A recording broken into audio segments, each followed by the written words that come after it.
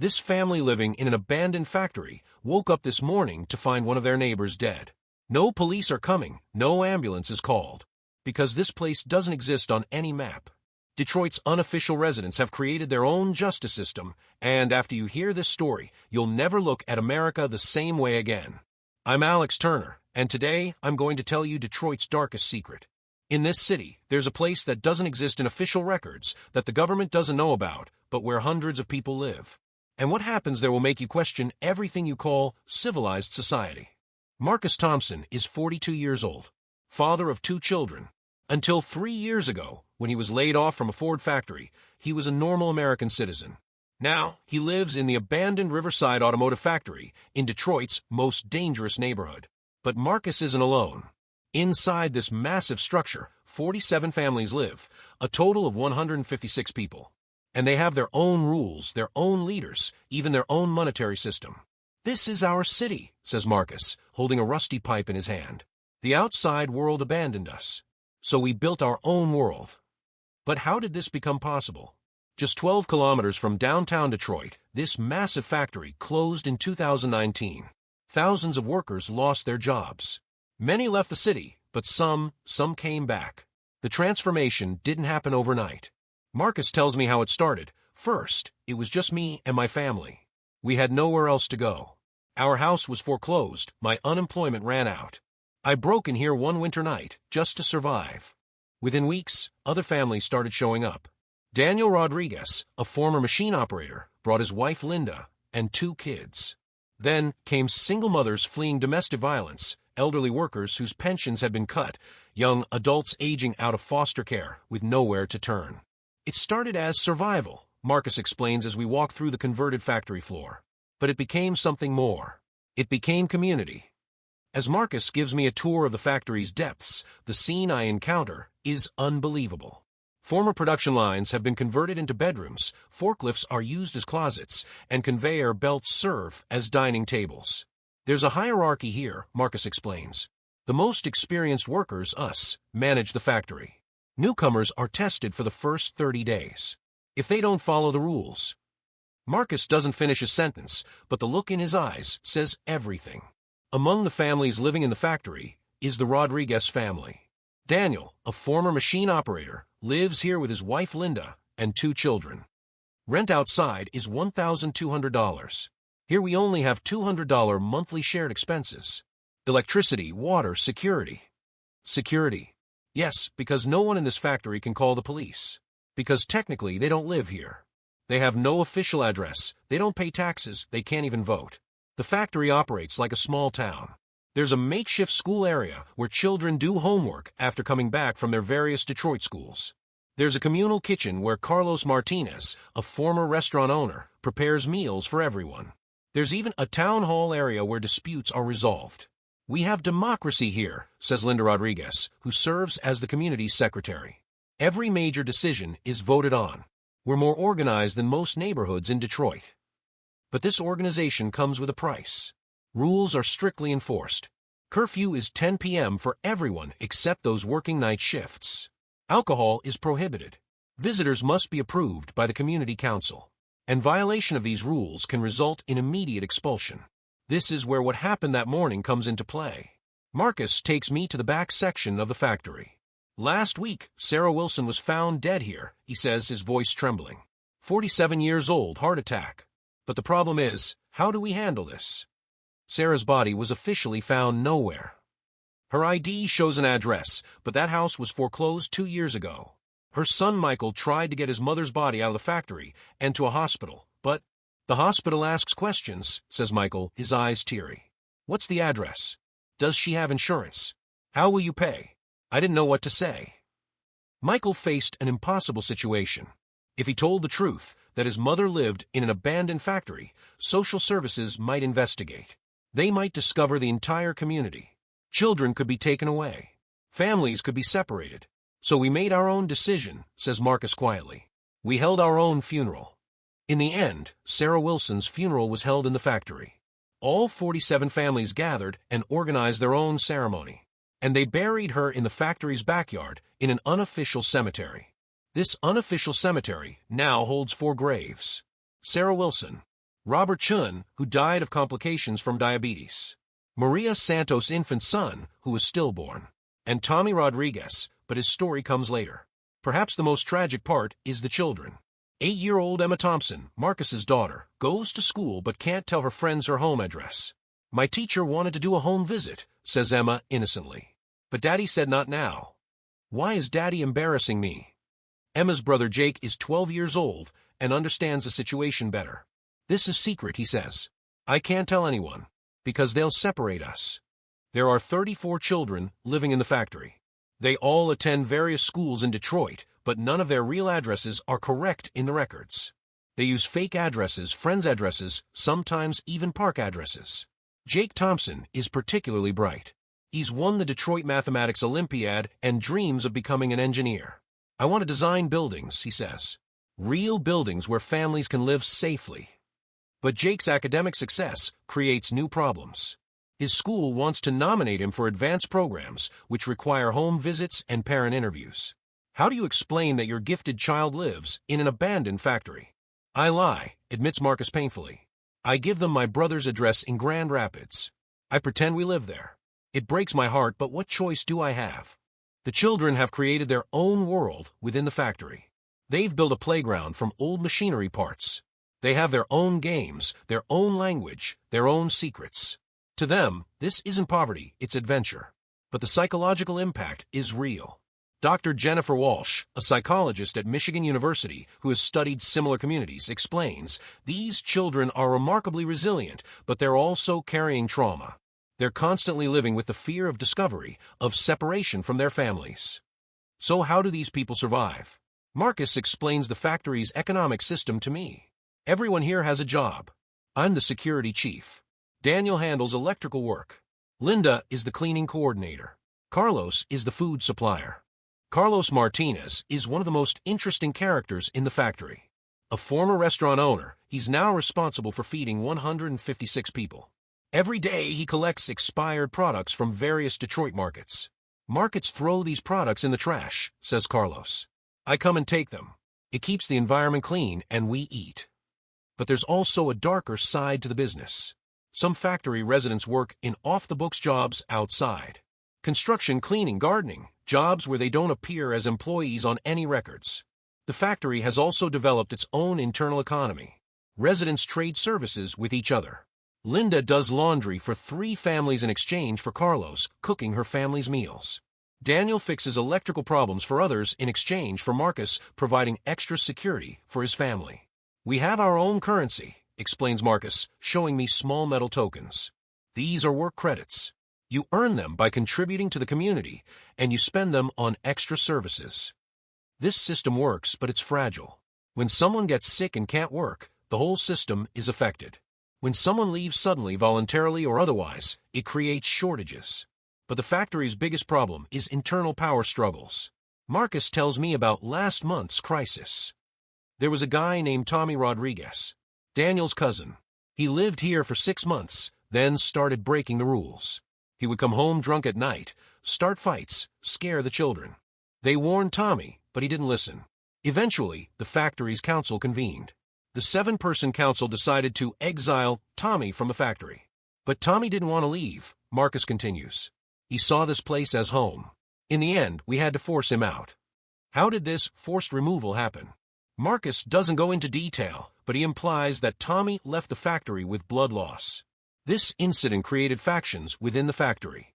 Some residents thought the council was too harsh. Others thought they weren't harsh enough. The community almost split apart. "We learned that democracy is messy," says Linda Rodriguez. "But it's still better than chaos." The Tommy Rodriguez incident also created the factory's first law enforcement system. Marcus and 2 other men now serve as security officers. They patrol the factory at night, settle disputes, and when necessary, enforce the council's decisions. "We didn't want to become like this," admits Marcus. But when you're responsible for 156 people, including 34 children, you have to maintain order. The stories of women in the factory are even more dramatic. Lisa Hamilton, 34 years old, is a former domestic violence victim. She couldn't take anything when she fled from her husband. "Official shelters are full," says Lisa. "I applied and was put on a waiting list. I waited 8 months. Then I came here. Lisa now works as the Women's Protection Coordinator in the factory. She protects newly arrived women and provides them with safe spaces. This isn't perfect, she says, but it's safe. No one can force me to come here.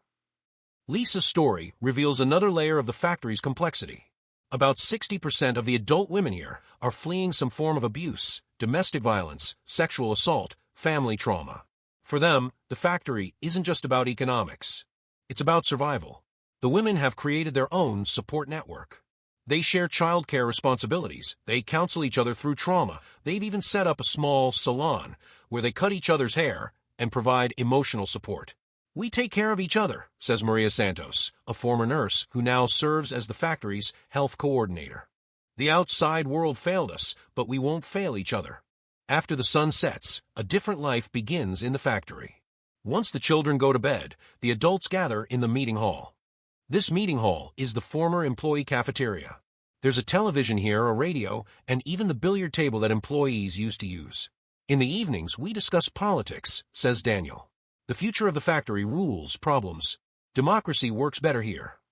But sometimes fights break out during these evening meetings, especially between new families and long-time residents. These evening gatherings serve multiple purposes. They're town halls, therapy sessions, social events, and entertainment all rolled into one. People share news from the outside world, discuss problems within the community, celebrate birthdays, and mourn losses. This is when we remember we're human, says Carlos. During the day, we're just surviving. At night, we're living. The adults have also created entertainment for themselves. They organize talent shows, storytelling sessions, and even dating events for single residents. Love, it turns out, doesn't stop just because you're homeless. The biggest problem in the factory is healthcare. Since they don't officially live there, going to the hospital in emergencies is very difficult. Maria Santos is the nurse living in the factory. She used to work at Detroit Medical Center. Now, she's the factory's health officer. I handle minor injuries, colds, headaches, says Maria. But if something serious happens, God forbid. Last winter, 67-year-old Robert Chun had a heart attack. They called an ambulance, but couldn't give a factory's address. They tried to say the abandoned factory on Riverside Street, but the ambulance driver asked which factory. They took Robert to the hospital in their own vehicles. At the hospital, questions were asked. Where does he live? Does he have insurance? Who is his next of kin? Robert survived, but no one in the family could answer these questions properly. The health challenges go beyond emergency care. Chronic conditions like diabetes, hypertension, and mental health issues are common but difficult to treat. Prescription medications are expensive and often unavailable. We've learned to take care of each other, says Maria. I teach basic first aid, we share prescription medicines when possible, we use home remedies. It's not ideal, but it's what we have. The factory has also developed its own mental health support system. Lisa Hamilton, despite her own trauma, serves as an informal counselor for other residents. The evening gatherings often turn into group therapy sessions. The relationship between the factory and police is very complex. Technically, living here is trespassing on private property. But the factory's owner went bankrupt, and no one wants the building. Police come sometimes, says Marcus, but they don't know what to do. If they arrest us, where will they take 156 people? Shelters are full, there are no social housing options. Sergeant Mike O'Connor has worked for Detroit Police for 15 years. He's been called to this factory at least 20 times. At first, we tried to get them out, says O'Connor. But then we realized these people have nowhere else to go. They're not committing crimes, they're not hurting anyone. They're just trying to live. Now police only go to the factory if there's a serious complaint. And most of the time, they just give a warning and leave. This unofficial tolerance creates a strained relationship. The factory residents know they exist at the mercy of police discretion. One change in policy, one new sergeant, one political pressure could end everything. We live in fear, admits Marcus. But we also live in hope. Hope that common sense will prevail. Marcus and other factory residents are making big plans for the future. We want to buy this building, says Marcus, by forming a cooperative. How will they find the money? They've set up a small workshop at the factory entrance. Here they process scrap metal, make small furniture, and do car repairs. We take orders from people outside, says Carlos. There are many people in Detroit looking for cheap labor. Additionally, some of the children living in the factory are very successful. Emma Thompson won first place in her class. Jake Thompson became Detroit champion in the mathematics Olympiad. These children will go to university one day, says Marcus proudly. And maybe they'll turn this place into a real home. The residents have also started reaching out to community organizations. They've contacted housing advocates, social workers, and even local politicians. Their goal is to legitimize their community, to find a way to live here legally. We're not squatters, insists Linda Rodriguez. We're a community. We take care of this building, we improve it, we make it better. We should have the right to stay. So what does this factory story mean for America as a whole? This situation in Detroit is actually happening in many cities across America.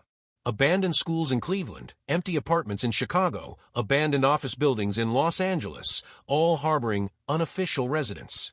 This is a systemic problem, says Dr. Jennifer Walsh, sociologist at Michigan University. Housing crisis, unemployment, lack of health insurance, when they all come together, people are forced to find creative solutions. These creative solutions sometimes create communities like Riverside Factory. Sometimes they lead to darker outcomes. The factory represents both the failure of American systems and the resilience of American people. It shows what happens when official support systems break down, but also what people can create when they work together. This is capitalism at its most basic level, explains economist Dr. Robert Kim from Wayne State University. When formal markets fail, informal markets emerge.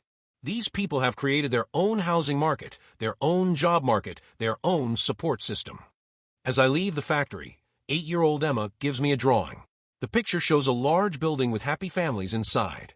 This is our house, says Emma. Isn't it beautiful? I look at the picture. In Emma's eyes, this abandoned factory is a home, a family, a future. What do you want to be when you grow up, Emma? I ask. I want to be an architect, she says. And I'm going to make this building very beautiful.